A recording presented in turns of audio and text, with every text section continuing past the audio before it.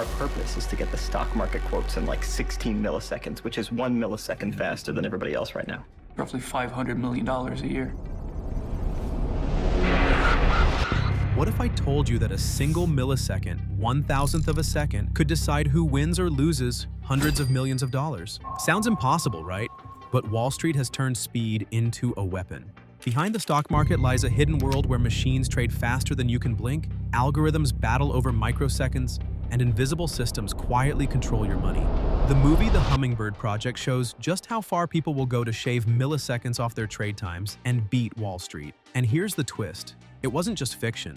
In 2010, a real company spent $300 million digging what became the most expensive tunnel ever built, not for oil, not for gold, but for 3 milliseconds of speed.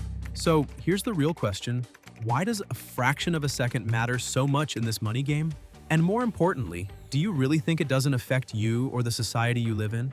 Before we answer that and reveal the insane story of what really happened to that company, you first need to understand how high-frequency trading and the modern stock market itself actually work. Think of HFT as a race where the fastest computer always wins. Instead of people shouting on a trading floor, it's machines firing off trades at lightning speed. These firms don't keep their computers in regular office buildings. They actually place them inside the stock exchange's data centers, so close to the action that signals only have to travel a few feet of cable. That tiny shortcut saves them microseconds, and microseconds are millions. What do they do with all that speed? They flood the market with tens of thousands of buy and sell orders every second across hundreds of stocks. The trick isn't making a fortune on one big bet, it's grabbing tiny profits, fractions of a penny at a time, then repeating it millions of times a day.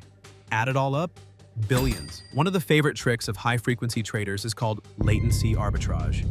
Imagine a stock priced at $10 on one exchange and $10.01 on another. An HFT computer spots that tiny gap first. It instantly buys at the lower price and sells at the higher one, locking in a 1-cent profit per share before you could even click buy. Now here's where it gets crazy. On an order of 1,000 shares, that's just $10 profit. But this isn't about one trade. These machines do it hundreds of thousands of times a day across dozens of stocks.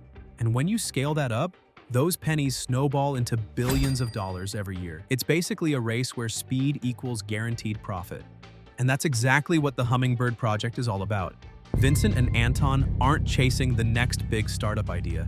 They're chasing something far smaller milliseconds. The plan is bold, even insane. Build a perfectly straight fiber optic tunnel from the Kansas Electronic Exchange all the way to the New York Stock Exchange. The cost? Around $300 million. The prize? Shaving down the travel time of a trading signal from 17 milliseconds to 16. 16 milliseconds is the time it takes a hummingbird to flap its wings once. That's exactly why the movie is called The Hummingbird Project. For a moment, the cousins succeed. The tunnel works. On paper, they win. 17 milliseconds is cut down to 16. Vincent proves his gamble was right, but by the time the cable goes live, it is already obsolete. Their former boss beats them with microwave towers, sending data through the air faster and cheaper than any underground cable ever could. The finish line had already moved.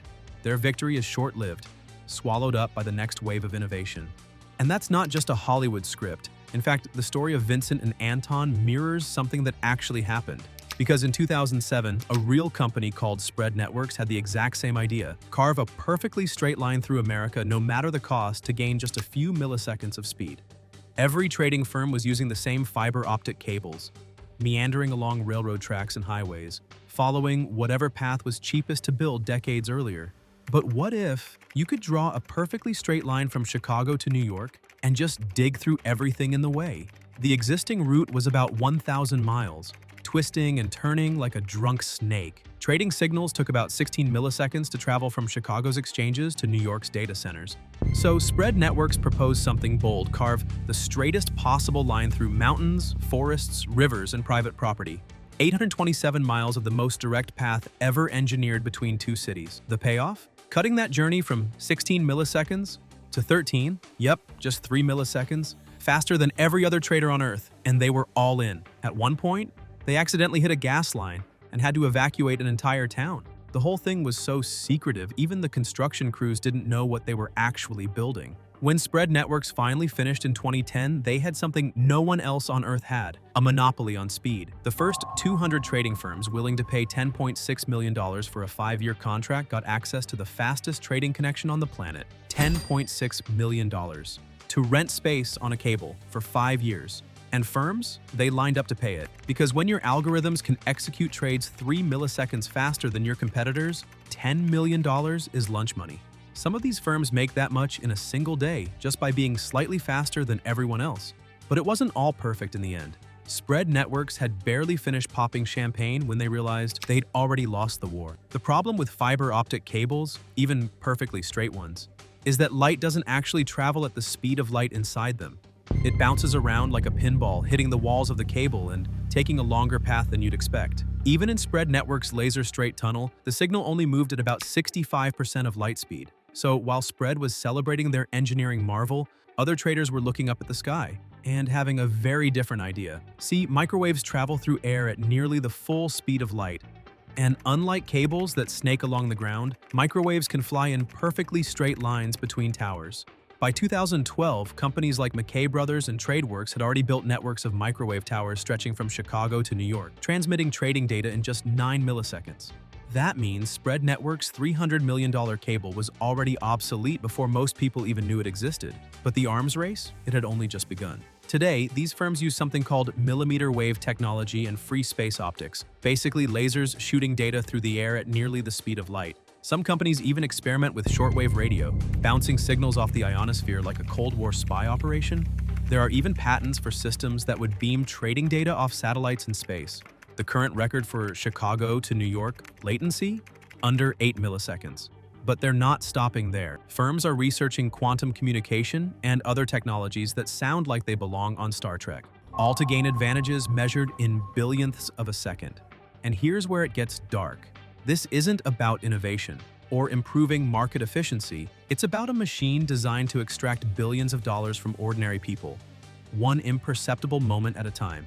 Every time you buy or sell stock, whether it's for your 401k, college fund, or just spare cash, high-frequency traders may step in front of your order. They see it coming, buy the stock first, and sell it back to you at a slightly higher price. Estimates suggest HFT firms extract billions annually, often at the expense of regular investors. That's money pulled from retirement plans, pension funds, and savings accounts to pad the profits of firms that contribute nothing to society. These aren't companies that build things or solve problems. They're high-tech middlemen who have turned speed into a tax on every single trade in America. In data centers outside Chicago and swamps near New Jersey, trading firms pay millions to locate their servers just a few feet closer to exchange computers.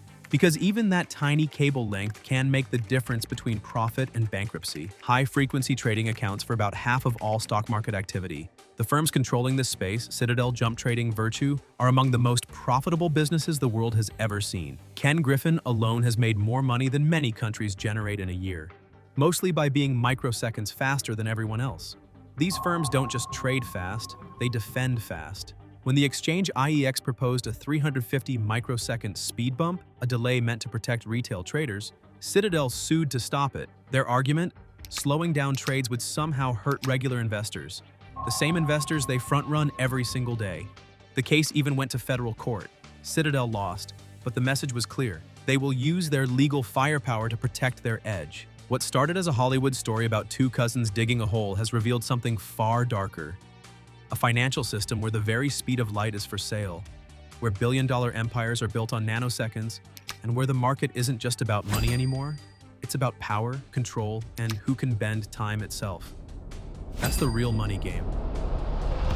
Money never sleeps on Wall Street, and neither does on our channel. Watch all the mind-blowing Wall Street stories and explore intriguing money movies all here in one place. Like this video and subscribe to The Money Game to level up your financial game today.